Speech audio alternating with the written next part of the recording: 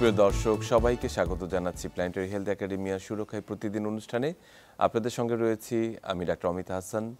আমরা আজকে কথা বলতে চাই মা ও শিশু স্বাস্থ্যের উন্নয়ন নিয়ে এবং এই বর্তমানে স্বাস্থ্য সংস্কারের যে পর্বটি চলছে সেখানে মাতৃ ও শিশু স্বাস্থ্য একটি গুরুত্বপূর্ণ অংশ এবং একটি জাতির ভবিষ্যৎ হচ্ছে আজকের শিশু এবং একটি শিশুর সুস্থভাবে জন্ম দেওয়ার জন্য মায়েদের ভূমিকা সবচেয়ে বেশি গুরুত্বপূর্ণ এবং মাতৃস্বাস্থ্য সেজন্য একটি গুরুত্বপূর্ণ অংশ দখল করে আছে।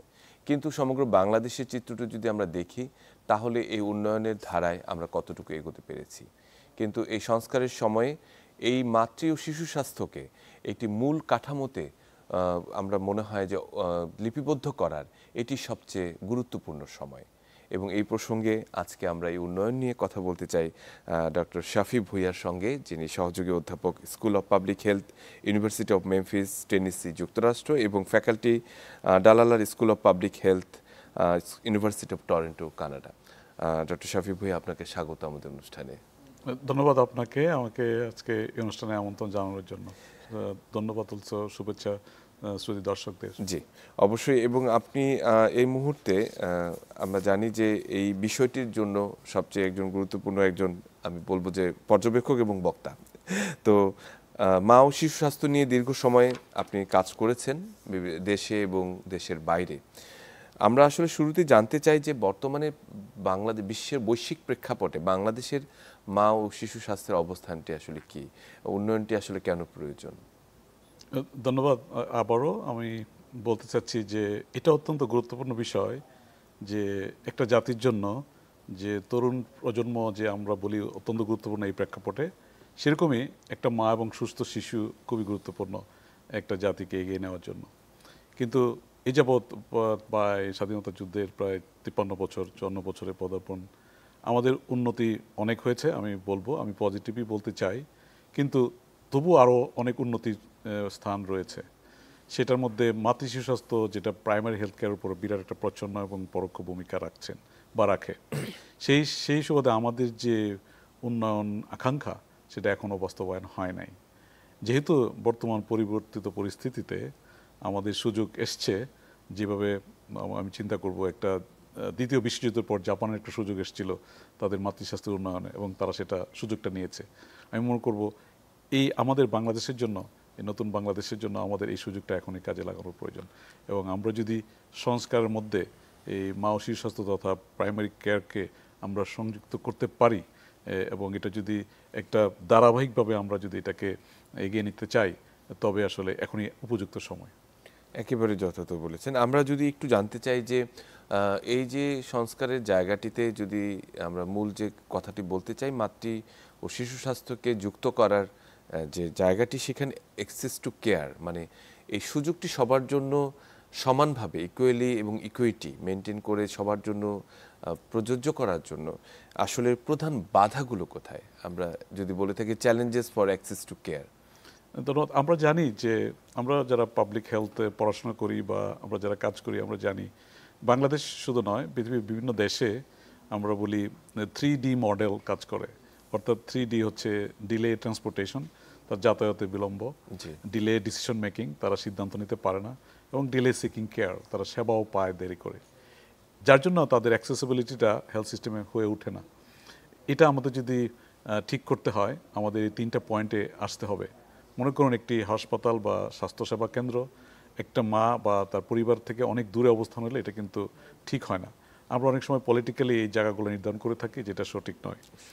2 নম্বর হচ্ছে মা এবং তার পরিবার লোকজন সিদ্ধান্ত নিতে পারেন না যে আমি যখন একজন প্রেগনেন্সি মাকে কেন হাসপাতালে পাঠাবো, এটা তো কোনো রোগ নয়। তারা মনে করে এটা রোগ নয়, তার হাসপাতালে যাওয়ার প্রয়োজন নাই। কিন্তু এটা যদি আমরা তাদেরকে ভালোভাবে বোঝাতে পারি কেন তার মায়ের শিশু স্বাস্থ্যকেন্দ্রে পরিদর্শন বা ভিজিটটা অত্যন্ত জরুরি তার স্বাস্থ্যকে ঠিক রাখার জন্য। বিকজ আমরা যদি মাকে সুস্থ সবল রাখতে চাই, তাকে যদি ডেলিভারি করাতে চাই একটা সেফ পরিস্থিতিতে, তাহলে তাকে একটা পিরিয়ডিক্যাল 4 বার 5 বার তার 9 মাস সময়ের মধ্যে আসতে হবে। সেই জিনিসটা আমরা তাদেরকে জানান দিতে চাই এবং সিস্টেমেটিক ওয়ে জানান দিতে চাই যে কখন কি করবে, কখন কি খাবে, কখন কোথায় যাবে, ইত্যাদি ইত্যাদি। তারপরে যে আমাদের হাসপাতালগুলোতে যে যাওয়ার পরে যে সেবাটা, এটা অনেক সময় ডিলে হয় এটা অনেক কারণ আছে, শুধু সেবা প্রদানকারীদের সমস্যা সেটা সমস্যা নয়, নয়। এটা সিস্টেমের সমস্যা। এবং এই সিস্টেমের সমস্যাটা আমরা তখনই দূর করতে পারি যদি আমরা একটা ইন্টিগ্রেটেড অ্যাপ্রোচ গ্রহণ করি। অর্থাৎ সেটা কি, প্রোভাইডার যদি আমরা স্কিল করি, তাদেরকে যদি রুটিন, তাদের ডিগ্রির পরবর্তীতেও তাদের কন্টিনিউ এডুকেশন ব্যবস্থা করি, তাহলে কিন্তু তারা ভালো সেবা দিতে পারে। এবং রোগীদেরকেও আমরা যদি আমরা হেলথ লিটারেসি বাড়াতে পারি যে কেন তাদের কীভাবে সেবাটা নিতে হয়, তবুও কিন্তু এই পারস্পরিক সমঝোতায় এই সেবাটা ভালো পেতে ভালো হতে পারে। পারে। মানে এইভাবে আমরা অ্যাক্সেসিবিলিটি বাড়াতে পারি। আরেকটা জিনিস আছে, প্রাইভেট এবং সরকারি এবং বেসরকারি দুই ক্ষেত্রে আমরা একটা সমতা আনতে হবে। যারা সরকারি হাসপাতালে যাবেন তাদের সেবাটা একটু খারাপ মানের হবে, কিন্তু যারা পয়সা দিয়ে প্রাইভেটে যাবে তাদেরটা ভালো হবে। এটা যেন আমরা চিন্তা না করি, এই আদিম চিন্তাটা আমাদের বাদ দিতে হবে। এই যে ইকুয়ালিটি সকল মানুষ সমান। ইকুইটি যেটা আসলে মেনটেন করা, সেটি বলছিলাম। একই সঙ্গে আপনি আমরা আলোচনার শুরুতে একবার বলছিলেন যে তিনটি ধাপ রয়েছে মূলত, একটি প্রমোশন, একটি হচ্ছে প্রিভেনশন আর একটা প্রোটেকশন, যেটি এই তিনটি ধারার মধ্যে দিয়ে যদি কোনো প্রসেস বা কোনো সিস্টেমের মধ্যে আমরা যেতে পারি তাহলে সেটার ভবিষ্যৎটি আউটকামটি ভালো হয়। এই যে প্রমোশনের বিষয়টি বললেন, এই মাতৃ ও শিশু স্বাস্থ্যের যে সচেতনতা এবং প্রমোশন, সে বিষয়ে যদি আমাদের কিছু বলতেন, কিভাবে আসলে সেটা আমরা। আপনি ঠিকই বলেছেন, যে কোনো দেশে বা যে কোনো মানে অঞ্চলে, রিজনে যদি আপনার স্বাস্থ্য নিয়ে আমরা চিন্তা করি, তখন আমরা কতগুলো কোর কম্পোনেন্ট চিন্তা করি যে আমাদের স্ট্র্যাটেজিটা কি হবে, আমাদের ভ্যালুসগুলো কি হবে, এবং আমরা কোন গোল অ্যাচিভ করতে চাই, তাই না? আমরা যদি গন্তব্য স্থির করতে পারি তাহলে কিন্তু আমরা সেখানে পৌঁছতে পারবো। আমি সহজ করে যদি বলি, আমি যেতে চাই টরন্টো, আমি তখন টরন্টোর ফ্লাইটেই উঠবো। কিন্তু আমি যদি হংকংয়ের ফ্লাইটে উঠে যাই তো আমি টরন্টো যেতে পারবো না, হয়তো আমি জাপান চলে যাব। তো এইভাবে চিন্তা করলে প্রোটেকশন, প্রমোশন অ্যান্ড প্রিভেনশন, এটা কি of any health care system. So প্রমোশনটা এইভাবে করতে পারি যে আমরা হেলথ লিটারেসি রেট বাড়াতে পারি। যারা রুগী থাকেন বা যারা মাতৃ শিশু স্বাস্থ্যের সাথে জড়িত থাকেন, তারা জানতে পারবে কী ধরনের সেবা দরকার তার মাকে সেফ প্রেগনেন্সি বা সেফ ডেলিভারি করতে হলে। এবং এই হেলথ লিটারেসিটা জন্য কিছু আমাদের সরকার প্লাস বাংলাদেশের সরকার বা পৃথিবীর বিভিন্ন দেশের স্বাস্থ্য মন্ত্রণালয়গুলো এটা করে থাকে, কিন্তু আমরাও করে থাকি সেগুলো খণ্ডিতভাবে। সেগুলোকে আমরা কম্পাইল করে একটা সিস্টেমের মধ্যে আনতে চাই, যেটা উন্নত বিশ্বে এবং বহু আফ্রিকান কান্ট্রিতেও এখন প্রচলিত আছে, এবং যুদ্ধ বিধ্বস্ত কান্ট্রিতে এবং আফগানিস্তানেও আমরা এটা দেখতে পাচ্ছি তারা প্রচলিত করছে। আর আরেকটা জিনিস যেটা প্রোটেকশন, আমাদের অবশ্যই প্রোটেকশন নিতে হবে, যে আমাদের যে ইনফেকশাস ডিজিজ, নন ইনফেকশাস ডিজিজ, সেইগুলোর ব্যবস্থা। এবং আমরা বাংলাদেশে অনেক ভালো করছি এইসব এনসিডি অ্যান্ড কমিউনিকেবল ডিজিজ নিয়ে, এগুলো আমরা অবশ্যই করবো যাতে স্প্রেড আউট না হয়। আমাদেরকে কোভিড শিখিয়েছে যে কোলাবোরেশন করা কত ইম্পর্টেন্ট, এইসব ডিজিজকে আপনার কন্ট্রোল করা, যাতে ডিজিজ বা এইসব ভাইরাসকে আমরা পিছনে ফেলি। আর প্রিভেনশন ইজ দ্য কি। আমাদের মতো অনুন্নত কান্ট্রি বা আমাদের যারা স্বল্প উন্নত কান্ট্রি বা মধ্য উন্নয়ন কান্ট্রি, আমাদের অ্যাকচুয়ালি সেই লাক্সারিটা নেই যে হাজার হাজার কোটি টাকা খরচ করে আমরা হাসপাতাল করে চিকিৎসা দিয়ে মানুষকে অসুস্থকে সেরে তুলব। তার আগেই তো আমাদের এটা বন্ধ করা উচিত, এবং বন্ধ করার জন্য আগে যে দুই কথা বললাম, প্রিভেনশন আর প্রোটেকশনে আমাদের মনোযোগী হতে হবে, তবে কিন্তু আমরা একটা সুস্থ সুন্দর স্বাস্থ্য ব্যবস্থা গড়ে তুলতে পারবো। জি, এবং বলা হয়ে থাকে প্রিভেনশন ইজ বেটার দ্যান কিউর, যে সবসময় আমাদের অন্তপক্ষে এই প্রেক্ষাপটে আমাদের প্রতিরোধটি কিন্তু প্রধান অস্ত্র হওয়া উচিত, যে আমরা মানে রোগে ভোগার আগেই। এবং আমি একটু যদি যোগ করি, বাংলাদেশের ইনফ্রাস্ট্রাকচার বিভিন্ন লেভেলে, মানে আপনার উপজেলা ইউনিয়ন পর্যন্ত যে সুন্দর আছেন, এটাকে আমরা ব্যবহার করতে পারছি না মনে হয় সঠিকভাবে। আমি আসলে এই জায়গাটাতে আসছি যে স্ট্রেংথেনিং অফ যে ইনফ্রাস্ট্রাকচার এবং হেলথ কেয়ার যে ওয়ার্কফোর্স যারা রয়েছেন, তাদেরকে যদি আমরা একটু বিন্যস্ত করতে চাই সঠিকভাবে, যে আমাদের এক্সিস্টিং যে ফোর্স রয়েছে অথবা যে স্ট্রাকচার রয়েছে, এর মধ্যে কি আমাদের একটি সুন্দর স্বপ্ন দেখার সম্ভাবনা রয়েছে? অবশ্যই। মানে আমি তো খুবই স্বপ্ন দেখার মানুষ, এবং স্বপ্ন দেখাতেও বেশি আমার পছন্দ। আমার যারা গ্র্যাজুয়েশন আছে তারা অনেক সময় বলে যে তুমি এত পজিটিভ চিন্তা কীভাবে করো এই স্বাস্থ্য ব্যবস্থা নিয়ে, যখন আমাদের এই বিধ্বস্ত অবস্থা, অর্থনৈতিক মন্দা। আমি মনে করি যে এটাও একটা আমাদের সুযোগ, বিকজ আইনস্টাইন বলেছে where there is a crisis, middle of the crisis the opportunity lies. আমি মনে করি এই ক্রাইসিসের সময় আমরা এটা করতে পারি। কীভাবে করতে পারি? আমি বর্তমান যে টেনেসি স্টেটে কাজ করি, সেই ইউনিভার্সিটিতে আমরা দেখতে পাই যে সরকার, ইউএস গভর্নমেন্ট অলসো আমাদেরকে সহায়তা করে এমসিএইচ ওয়ার্কফোর্স ডেভেলপমেন্টের জন্য, ডেডিকেটেডভাবে। আপনি যেরকম কার্ডিওলজিস্ট জন্য একটা স্ট্রিম আছে, আপনি যেরকম অ্যানাস্থেসিওলজিস্ট একটা স্ট্রিম আছে, আপনি যেরকম মেডিসিন একটা স্ট্রিম আছে, সেমভাবে যারা এমসিএইচ নিয়ে কাজ করে তাদেরকে আমরা যোগ্য এবং তাদেরকে যোগোপযোগী ট্রেনিংয়ের মাধ্যমে, এটাকে বলে কন্টিনিউ এডুকেশনের মাধ্যমে আমরা যদি করতে না পারি, তাহলে কিন্তু আমাদের ইনফ্রাস্ট্রাকচার ডেভেলপমেন্ট বা ইনফ্রাস্ট্রাকচারকে আমরা ইউটিলাইজ করতে পারবো না। কিন্তু আমরা যদি একটা গাড়ির কথাই চিন্তা করি, একটা মার্সিডিজ বেঞ্চ, এটা যদি ভালো ড্রাইভার না থাকে এটা অ্যাক্সিডেন্ট করবে, এবং এটা তো একটা বক্স যদি চালাতে না পারি। সেমভাবে আমার ইনফ্রাস্ট্রাকচার আছে, আমার সিস্টেম আছে, কিন্তু আমার ড্রাইভার নেই, অর্থাৎ মানে প্রশিক্ষিত ড্রাইভার নেই, দক্ষ চালক নেই। এইটা হচ্ছে আমাদের একটা অবশ্যই করণীয় বড় ধরনের চ্যালেঞ্জ, যে আমাদের একটা এমসিএইচ সুযোগ্য ওয়ার্কফোর্স তুলে ধরা। আমরা শুধু মেডিসিন, সার্জারি, গাইনি নিয়ে শুধু থাকলে চলবে না, আমাদের মানসিক স্বাস্থ্যের একটা বিরাট একটা অংশ, আলাদা একটা উইং হিসেবে আসা উচিত। এটা আমি একেবারেই এটাই সুযোগ। এটি আসলে আমার মনে হয় যে দারুণ একটি সুযোগ। যে কথাটি বলছিলাম যে বিশ্বের একটি দেশের উদাহরণ আপনি দিয়েছেন, যে সেখানেও একটি সুন্দর সিস্টেম আপনারা তৈরি করতে চাচ্ছেন বা পেরেছেন। বাংলাদেশের প্রেক্ষাপটে আমি যতদূর জানি যে আপনাদের 2-3টি পাইলট প্রজেক্ট আপনি কাজ করেছেন, বিশেষ করে রংপুরে, দিনাজপুরে এবং বান্দরবনে। আমাদের সেই প্রজেক্টগুলোর সফলতা নিয়ে যদি একটু বলতে, যে কতখানি কার্যকর হওয়ার সম্ভাবনা রয়েছে। জি, আমি খুবই খুশি এবং আপ্লুত যে আমি গতকালই এসেছি। আমি আমাদের শ্রদ্ধেয় এবং মাননীয় স্বাস্থ্য সচিব শিক্ষা, আমি আমার রংপুর, দিনাজপুর এবং বান্দরবনের রিপোর্টটা ওনাকে দিতে পেরেছি। গত 1.5-2 বছর আমার টিম বাংলাদেশে মা ও শিশু স্বাস্থ্য বই দিয়ে যে গ্রামীণ মানুষের স্বাস্থ্যসেবা এবং কন্টিনিউটি অফ কেয়ার এবং তাদের স্যাটিসফ্যাকশন আমরা দেখতে চেয়েছিলাম। আমরা দেখেছি যে মায়েদের নলেজ এবং তাদের পরিবারের নলেজ একটা নির্দিষ্ট লেভেল পর্যন্ত তারা জানে, তারপর তারা সামান্য জিনিসগুলো তারা বলতে পারে না। কিন্তু আমরা ইন্টারভেন করেছি, অর্থাৎ মা ও শিশু স্বাস্থ্য বই তৈরি করে আমরা ওই রংপুর, দিনাজপুর এবং বান্দরবনের চাহিদা অনুযায়ী তাদের স্থানীয় ব্যক্তিদের এবং বিশেষজ্ঞদের নিয়ে এবং মা ও শিশু স্বাস্থ্যদের যাদের জড়িত স্টেক হোল্ডার তাদেরকে নিয়ে আমরা ডেভেলপ করে অ্যাপ্রোপ্রিয়েট ট্রেনিং দিয়ে আপনার ফিল্ড স্টাফদেরকে আমরা এটা ইমপ্লিমেন্ট করেছি।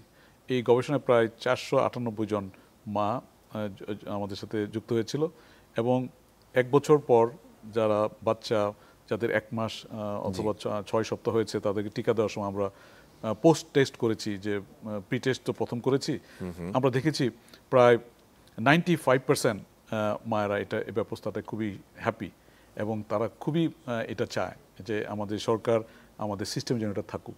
এবং আমরা দেখেছি যে এটা দিয়ে শুধু পরিবারকে নয়, প্রোভাইডার, পরিবার এবং তার তার আত্মীয়স্বজন সবাই একটা বইয়ের মধ্যে একটা বৃত্তে চলে আসে, একটা লাইনে চলে আসে, যে লাইনটা তাকে সহায়তা করে, এনকারেজ করে যে হেলদি বেবি ডেলিভারির জন্য যা যা স্টেপ, অর্থাৎ সহায়ক শক্তি। মনে করেন চিকিৎসক বা নার্স বা মিডওয়াইফ কিন্তু সবকিছু অ্যানসার করতে পারবে না, আপনার পরিবারের সহায়তা লাগবে, আপনার নিজে পেশেন্ট হিসেবে আপনার কিছু জ্ঞানের দরকার আছে, কি করবেন কি করবেন না, সেই জিনিসগুলো তারা জানতে পেরে খুবই উপকৃত হয়েছে। তাই আমি মনে করি যে অন্যান্য বিশ্বের তুলনায় আমরা প্রায় 39টা 40-এর অধিক দেশে এটা চালু রাখছি গত 20 বছরের সময় ধরে। এবং গত 20 বছর বাংলাদেশেও অ্যাকচুয়ালি আমি বিভিন্ন পর্যায়ে, লাইক আজিমপুর মাতৃসদন থেকে শুরু করে FWC গাজীপুরেও আমরা করেছি, পরবর্তীতে OGSBর সাথে আমরা কিছু কাজ করেছি। বর্তমানে আমার এই 3টে প্রজেক্ট, মাল্টি সেন্টার প্রজেক্ট, যেটা কিনা এই রিপোর্টটা আমি আগামী কয়েক মাসের মধ্যে আমেরিকান পাবলিক হেলথ কনফারেন্সে এটা প্রকাশিত হবে। তার আগে আমি আমার দেশে যেহেতু করেছি, আমি বাংলাদেশ সরকারের সচিব এবং পরিবার কল্যাণ অধিদপ্তরের মাননীয় ওই কি বলেন ওনাকে, আমাদের ডক্টর আশরাফি, ডাইরেক্টর জেনারেল, ওনার সাথেও দেখা করেছি। আমরা আমাদের রিপোর্টটা তাকে দিয়েছি। মহাপরিচালক যিনি ছিলেন, জি।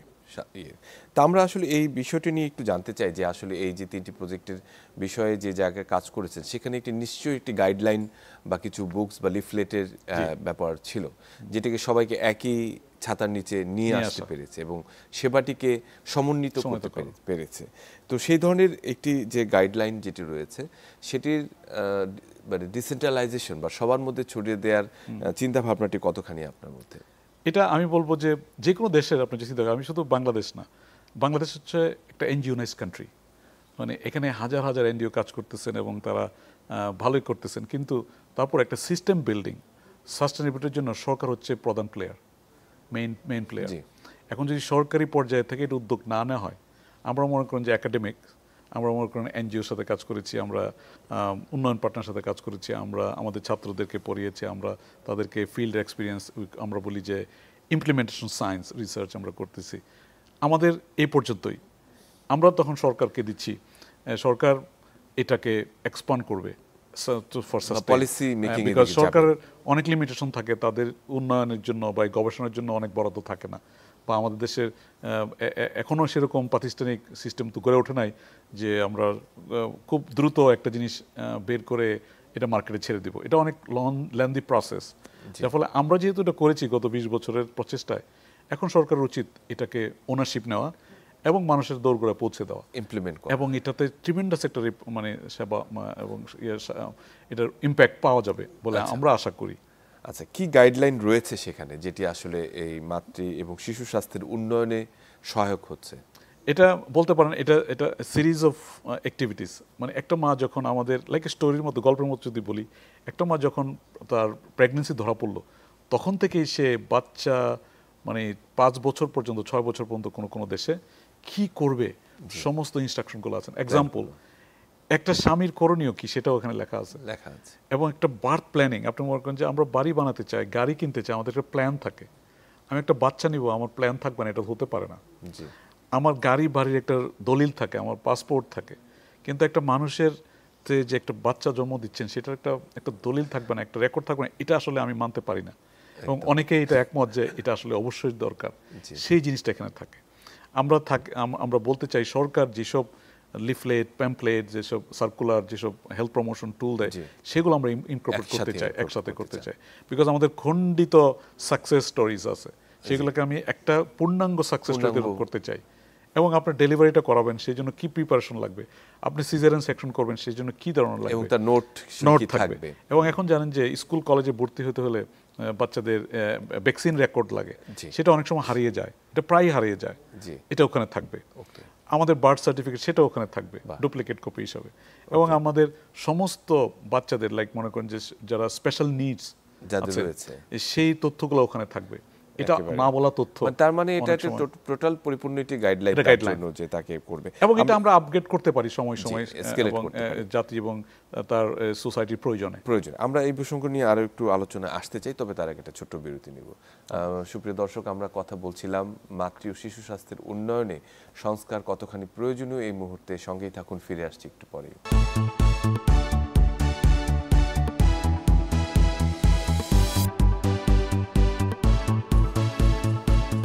দর্শক সবাইকে আরেকবার স্বাগত জানাচ্ছি সুরক্ষায় প্রতিদিনে। আপনাদের সঙ্গে রয়েছে আমি ডাক্তার অমিতা হাসান। মা ও শিশু স্বাস্থ্যের উন্নয়নের সংস্কারে আসলে কি প্রয়োজন, সে বিষয়টি নিয়ে আজকে কথা বলছি। আমাদের সঙ্গে আলোচনায় যুক্ত আছেন ডক্টর শাফি ভুইয়া। আমরা যে কথাটিতে ছিলাম যে কি চমৎকার কিছু আপনি গাইডলাইন তৈরি করেছেন, বিশেষ করে যেটি পাইলট প্রজেক্ট অলরেডি ট্রায়াল হয়েছে 3টি জায়গায়।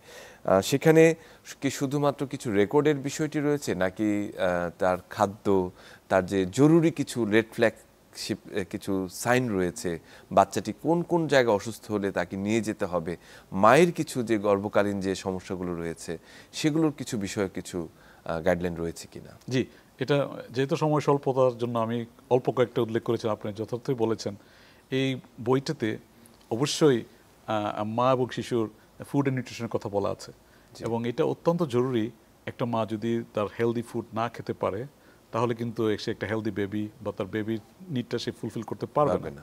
সেই জন্য আমরা এনকারেজ করি স্থানীয় ভিত্তিতে যেসব খাবার পাওয়া যায়, আপনাকে ইম্পোর্টেড ফুড খাওয়ার প্রয়োজন নয়, লোকালি যেসব শাক সবজি মাছ পাওয়া যায় সেগুলো আপনি খেতে পারেন। এবং বাচ্চারাও যখন সে আপনার জন্মগ্রহণ করবে, তখন থেকে তার বুকের দুধের পাশাপাশি কি কি ইভিনিং ফুড খাওয়াতে, লোকাল খাওয়াতে পারেন, সেটার ডিরেকশন ওখানে দেওয়া থাকে। এবং এই খাদ্যাভ্যাসটি কিন্তু তখন থেকে শুরু হওয়া উচিত, এবং বিভিন্ন স্টেপ অফ গ্রোথ আমরা সেটাও সেখানে দেখাই থাকি। এটা হলো বাচ্চাদের ক্ষেত্রে। মায়ের ক্ষেত্রে আমরা এখন জানেন উন্নত বিশ্বে এই এন্টিনেটাল কেয়ার, পোস্টনেটাল কেয়ারের বড় একটা অংশ হচ্ছে আপনার মেন্টাল হেলথ। মেন্টাল হেলথটাকেও আমরা খুবই, কেউ একটা মানসিক স্বাস্থ্য মাকে দেওয়া যায়, সাপোর্ট দেওয়া, সেটাও কিন্তু আমরা গুরুত্বের সাথে নিয়েছি। এবং মাকে কিন্তু আমরা সবসময় যেটা মনে করি যে ডেলিভারি হওয়ার পর মার স্বাস্থ্যের আর চিন্তা করার প্রয়োজন নাই, কিন্তু এটা একটা ভুল চিন্তা। আমরা বলি যে মাতৃ স্বাস্থ্য হচ্ছে শুরু হয় ডেলিভারির পরে, আর শিশু স্বাস্থ্য শুরু হয় ডেলিভারির আগে, এই কথাটা যেন আমরা ভুলে না যাই। যার ফলে মাকে পোস্টনাটাল কেয়ার এবং পোস্টনাটাল সার্ভিসেস এগুলো আমরা অবশ্যই দৃষ্টি দিব এবং গাইড বুকে সেগুলো থাকে এবং আছে। তারপরেও যে ডিসেবিলিটি আমি বলতেছিলাম, এবং অনেক রকম, মনে করেন বাংলাদেশে বিভিন্ন দেশের তুলনায় এখন ড্রাউনিং অনেক লোক মারা যায় দেন দ্য ডায়রিয়া। রাইট। আমরা ডায়রিয়া সম্বন্ধে জানি, নিরাময় আমাদের আইসিডিবি আছে এবং আমাদের সবাই সচেতন, কিন্তু আমরা ড্রাউনিং নিয়ে এত চিন্তা করি না। যে আমরা নদীমাতৃক দেশ, আমাদের সবাই তো সাঁতার জানি ধরে নেই, অ্যাজাম্পশন করি, এটা তো ঠিক না। এখন দেখা যাচ্ছে আমাদের এই ড্রাউনিং অনেক লোক মারা যাচ্ছে, সেইগুলো সম্বন্ধে তথ্য থাকে এবং শিশুটিকে কখন তারা চোখে চোখে রাখবে নিরাপদ। এবং বিদেশে আমরা মনে করি কিভাবে সেফটি ড্রাইভিং সিটে আমরা রাখতে পারি সেটাও কোন থাকে। এখানে আমরা রাখতে হবে যে একটা শিশু কিভাবে আমরা নিরাপদ রাখতে পারি সেজন্য ড্রাউনিং না যায়, কেন এখানে তো আমাদের এটা খুব প্রয়োজন, তাই না? তো এই ধরনের জিনিস আমরা রেখেছি আর কি। আরও অনেক মাতৃ স্বাস্থ্যের জন্য যেসব, লাইক এক্সাম্পল এন্ড্রোমেট্রোসিস, এইসব জিনিস আমরা দিয়ে থাকি এবং অনেক অনেক অনেক অনেক তথ্য আমরা, HIV prevention, mother to child prevention, যদিও বাংলাদেশের জন্য এটা এত বেশি রেলেভেন্ট না, কিন্তু তবুও আছে, তো আমরা কিছু তথ্য দিতে পারি। এবং ভাইরাল যে ডিজিজগুলো আছে সেগুলো সম্বন্ধে সচেতনতা, যেমন কোভিড হয়ে গেল, যে কোনো ইনফেকশাস ডিজিজ হলে আমরা কি করব সেটাও দিতে পারি। এটি আসলে দিতে পারি, মানে ফুটপ্রিন্ট, তার একটি রেকর্ড বলা যেতে পারে, এবং এটা রোড ম্যাপ এবং ডাটা তৈরি করতেও কিন্তু সেটি এক্স্যাক্টলি, এটা ভালো কথা বলেছেন। আমরা জানি যে বাংলাদেশে যখন রিসার্চের জন্য আমরা কাজ করতে যাই, ডাটা নিয়ে আমরা সমস্যায় পড়ি, অথেন্টিসিটি নিয়ে, যে এটা কি সরকারি ডাটা না এনজিওর ডাটা না ডেভেলপমেন্ট পার্টনারের ডাটা। আমাদের ভাইটাল স্ট্যাটিস্টিক্সে এটা সরাসরি যেতে পারে যদি আমরা হ্যান্ডবুকটা চালু করি, এটা করি ডিজিটালাইজের মাধ্যমে। আচ্ছা, আমরা যদি আসলে যে কথাটি বলেছিলেন যে এই সেবাগুলো বিভিন্ন রকম স্ক্যাটার্ড ভাবে চালু রয়েছে কিন্তু একই ছাতার নিচে নয়, সেটিকে যদি পাবলিক মানে প্রাইভেট পার্টনারশিপ যে আওতায় আনা যায় এবং যে আমরা গুড গভর্নেন্স বা সুশাসনের আওতায় আনা যায়, তাহলে এর সাফল্যের সম্ভাবনা কি বেড়ে যায় কিনা? অবশ্যই। এখানে একটা কথা আমি অবশ্যই উল্লেখ করতে চাই, প্রত্যেকটা জিনিস বাস্তবায়ন করার জন্য একটা একটা একটা একটা আইনগত একটা সাপোর্ট একটা থাকে।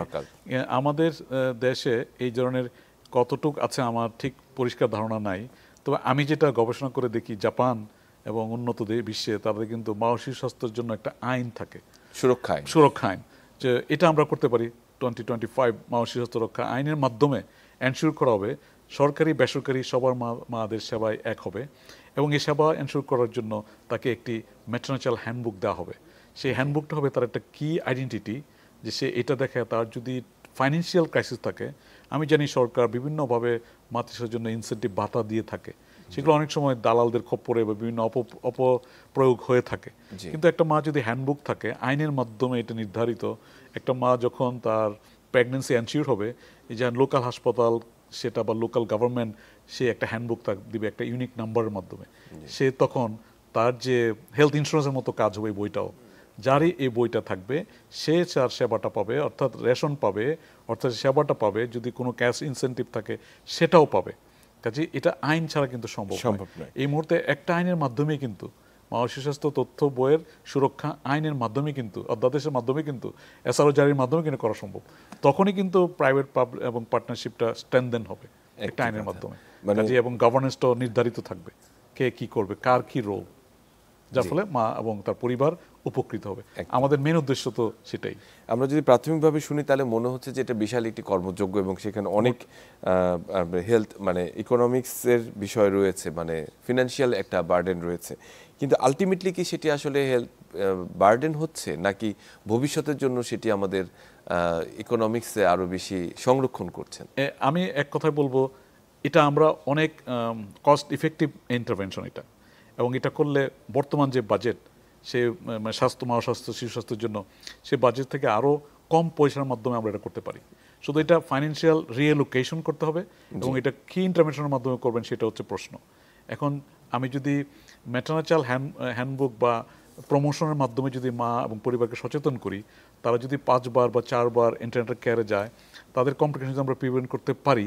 আপনি একটা মার কথা যদি চিন্তা করেন, সে যদি কোনোদিনও কোনো স্বাস্থ্যকেন্দ্রে না যায়, সে যদি কমপ্লিকেশনের জন্য সিজারিয়ান সেকশন করে লাখ লাখ টাকা খরচ করে, সেটা দিয়ে কতগুলো মাকে আপনি সেবা দিতে পারতেন এবং এই জীবনগুলো বাঁচাতে পারতেন। এটা টাকা পয়সার ঊর্ধ্বে।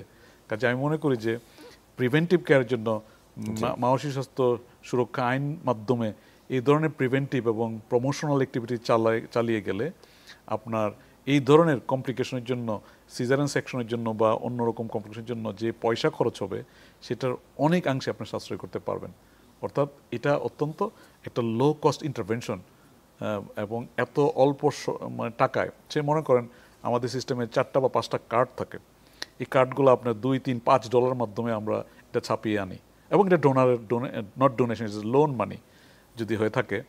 আপনি $4 খরচ করবেন নাকি 50 সেন্ট দিয়ে একটা বই তৈরি করবেন, তাহলে আপনার $3 ইনস্ট্যান্টলি আপনি বেনিফিট হলেন, এবং আপনার মাকে হেল্প করলেন, পরিবারকে হেল্প করলেন যে আপনারা যেন এটা ব্যবহার করেন এবং আপনারা সচেতন থাকেন।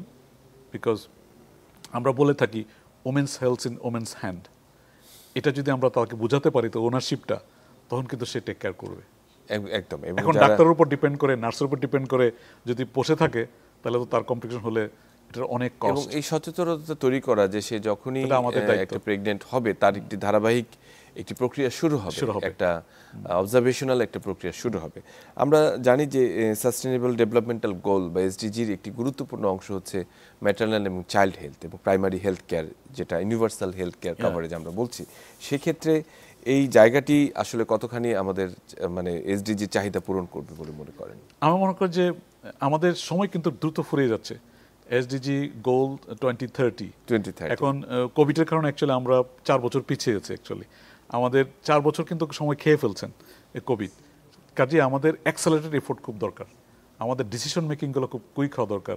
যে আমরা চিন্তা করতে চাই যে আমাদের অ্যাক্সেসিবিলিটি বাড়াবো, আমরা চিন্তা করতে চাই আমাদের ইকুইটি দিব, ইনইকুইটি ইজ এভরিহোয়ার, আমরা এটাকে গ্যাপ মিনিমাইজ করব।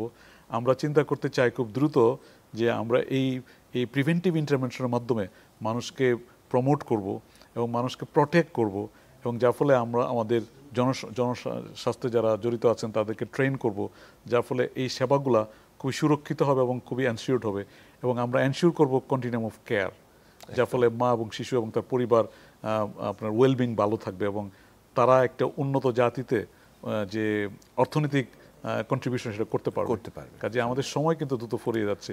একটা সুরক্ষা আইনের মাধ্যমে এবং এই ধরনের সংস্কার করে এটাকে এগিয়ে নেওয়া যাওয়া আসলে এখনই সময় আসলে সত্যিকার অর্থেই। আমি যদি আপনাকে বলি, যদি আমাদের স্বাস্থ্য সংস্কার কমিশন রয়েছেন যারা কাজ করছেন দেশের স্বাস্থ্য সংস্কার, এবং বিভিন্ন যারা পার্টনার স্টেক হোল্ডার যারা রয়েছেন, তো আপনাকে যদি আসলে আমরা এই মুহূর্তে যদি বলি যে শিশু ও মাতৃ স্বাস্থ্যের উন্নয়নে যদি কি সংস্কার চান, যদি আমরা স্টেপ বাই স্টেপ বলতে চাই, তাহলে কয়েকটি কথায় আমাদেরকে একটু বলুন। আপনি সুন্দর প্রথম থেকে বলেছেন, এবং আমি ইতিমধ্যেই আলোচনা এনেছিলাম যে আমাদের এনশিওর করতে হবে যে আমরা মানুষকে কেয়ার করি। সেই কেয়ারটা কীভাবে আমরা দেখাবো, তাদের অ্যাক্সেসিবিলিটি আমরা বাড়াতে হবে। আসলেও তারা হাসপাতালে, তাদেরকে আমরা সেবা দেওয়ার জন্য আমাদের জনশক্তি একটা বড় ফ্যাক্টর, একটা শিক্ষিত ওয়ার্কফোর্স, উচ্চশিক্ষিত সুশিক্ষিত ওয়ার্কফোর্স যেটাই বলেন, আমাদের ইনভলভ করতে হবে। তার পরবর্তীতে সেবা যখনই আসবে, সেবার জন্য যে ফেসিলিটি আছে সেখানে একটা পরিবেশ দিতে হবে নিরাপদ, এবং সেখানে একটা এনভায়রনমেন্ট দিতে হবে। আমি অনেক হাসপাতালে দেখেছি তাদের ওখানে ওয়াশরুম নেই, তাদের বসার জায়গা নেই। এই সামান্য জিনিসগুলো কিন্তু মানুষকে অনেক বিরক্ত করে ফেলে। এটা যদি আমরা দিতে পারি, আমরা যদি ওয়েলকামিং হই, জাপানে যদি আপনার ম্যাটারনিটি সেন্টারে যান, তারা আপনাকে, বা যে কোনো হাসপাতালে যান, আপনাকে ওয়েলকাম করে, how can I help you. আর এখানে মানুষজন আমরা কি বলি, আপনি আজকে আসছেন কোনো, কালকে আসেন, বা এখন আসছেন কোনো, পরে আসেন, মানে যে এন্ট্রিটা যে খুব যে সহজ ওয়েলকামিং হয়, এবং হাজার হাজার পেশেন্ট নিয়ে দাঁড়িয়ে থাকে, লাইনে দাঁড়াতে হচ্ছে, এটা আমাদের এটা একটা সমস্যা। এগুলাকে সঠিক করতে পারি। তারপরে আমরা যে কন্টিনিউম অফ কেয়ার করতে চাই, এই যে ছোট ছোট কাগজে ছোট ছোট প্রেসক্রিপশনে আমরা দেই, এবং মানুষজন হাসপাতালতে বেরিয়ে এটা ফেলে দেয় বা পড়ে যায়, হারিয়ে যায়, যে কোনোটা হতে পারে। আমি শুধু একদিকে বলছি না, কিন্তু যদি একটা বুকলেট থাকে, সে কিন্তু রেকর্ডটা থাকে এবং সে এটা করতে পারে, মানে ওই চিটের গুরুত্বটা থাকে একটা। এবং আমরা মানুষকে ওনারশিপ দেই, এটা অনেক ভালো জিনিস। আপনি যদি আমাকে দিয়ে একটা কিছু কাজ করতে চান, আমাকে যদি ওনারশিপ না দেন, ডিক্টেটরশিপ যদি করেন, তাহলে কিন্তু আপনি বুঝতে পারেন এটার ফেটটা কি হয়। কাজে ওনারশিপ করলে তারা নিজেরা এটা কিপ করবে। আমরা মনে করেন যে আমাদের বাসায় আমাদের বাড়িতে, যারা আমরা আরবানে থাকি বা বিদেশে থাকি, অনেক বই, কিন্তু একটা মা এবং যারা গ্রামীণ মা এবং যারা রুরাল থেকে যারা আসতেছে, তাদের বাড়িতে কিন্তু কোনো বই পুস্তক নাই। This is the only book I have seen. তো তারা খুব যত্ন করে এটা শোকেসে রেখে দেয়। কাজে এটাও একটা বড় ইম্পর্টেন্ট বিষয় বুঝতে হবে, যে তার স্বাস্থ্যের জন্য যে ইনফরমেশনগুলো দরকার, এসেনশিয়াল ইনফরমেশন, সেটা সে কিপ করতেছে। তারপরে আসেন আমরা এটা কিভাবে সার্বজনীন করব। হ্যাঁ, এটা শুধু প্রিন্ট করে আমরা শুধু ডিস্ট্রিবিউট করব না, আমরা এটা ম্যানেজমেন্ট টেকনিকটাও বের করব, ট্রেনিং ফ্যাসিলিটিও রাখবো, because it's a two way communication tool. প্রোভাইডাররাও এটার ভূমিকা, আবার রুগীরও এটা ভূমিকা, বা মায়ের শিশু তার পরিবারের ভূমিকা, সেগুলো আমরা ট্রেন করব, ট্রেন করে আমরা এটা ব্যবহার করব। তারপরে আসেন কস্ট। আমি আগে বলেছি যে অত্যন্ত ল কস্ট, মানে অনেক অনেক 4টা কার্ডের জায়গায় একটা বই দিলে আমরা এই অর্ধেক তার দাম কমিয়ে নিয়ে ফেলতে পারি। এবং এটা পোর্টেবল, এবং এটা আপনার রাজশাহীর রোগীটা রংপুর গেলে সে বলতে পারে ডাক্তারকে কি তার হয়েছিল এবং কি তার হিস্ট্রি। কিন্তু এখন কি বলতে পারে? চিটাগাংয়ের পেশেন্ট যদি ঢাকায় আসে, মা তো হাসপাতালে ডাক্তারের কাছে যে ঘাবড়ে যায় যে কি হয়েছিল কি করেছিল সে জানে না, সে বলতে পারে না, বলে আন্দাজ করে বলে দেন আমার বয়স, আন্দাজ করে বলে দেন কত সপ্তাহ। তো এগুলো তো সঠিক পদ্ধতি নয়, এগুলো যুগ যুগ চলতে পারে। এই পরিবর্তনটি দরকার, খুবই দরকার। এটা বেসিক ফান্ডামেন্টাল রাইটস মানুষের, আমাদের আমাদের আমাদের জাতি এবং আমাদের গোষ্ঠীর। কিন্তু এটা এই একমাত্র একটা আইন দ্বারা নির্ধারিত করে, এই সংস্কার করে আমরা যদি স্টেপ বাই স্টেপগুলো দেখতে পারি, যে অ্যাক্সেসিবিলিটি, তাদের ওয়ার্কফোর্সের মাধ্যমে সেবা দান এবং তাদের কন্টিনিউম অফ কেয়ার, এবং তাদের যে ইনফরমেশনগুলো দরকার সেটা তারা পায়, এবং যেখানে যাওয়া দরকার সেটা সেখানে যেতে পারে, এবং আমরা তার নিরাপত্তা নিশ্চিত করি, তাইলে কিন্তু তার গুণগত মানটা অটোমেটিক ড্রাস্টিক্যালি এই 5 বছর 10 বছর মধ্যে পরিবর্তন হয়ে যাবে। কিন্তু শুরুটা করতে হবে আমাদের। আমি আবারও বলছি, জাপান সেই শুরুটা করেছিল 1948-এ। আজকে দেখেন তাদের অবস্থা কোথায়। ওয়ার্ল্ডের মধ্যে লোয়েস্ট ম্যাটারনাল চাইল্ডহুড মর্টালিটি, এবং তাদের যে বেবি বুমার, যারা এখন জাপানের বেবি বুমার, তাদের দ্বারাই কিন্তু শুরু হয়েছে, তাদের মাধ্যমে শুরু হয়েছিল, এবং তারা কিন্তু এখন জাপানকে কোথায় নিয়ে গেছে।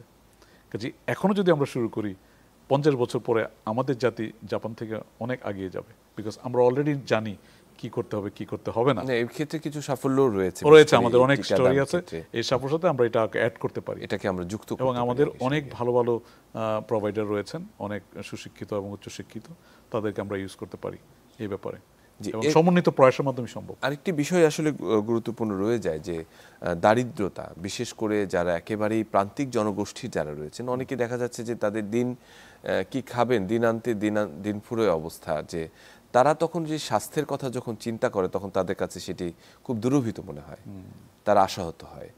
এই জনগোষ্ঠীর জন্য এই ফিনান্সিয়াল ক্রাইসিসটাকে ম্যানেজ করার জন্য কোনো ধরনের ব্যাকআপ প্ল্যান রয়েছে কিনা?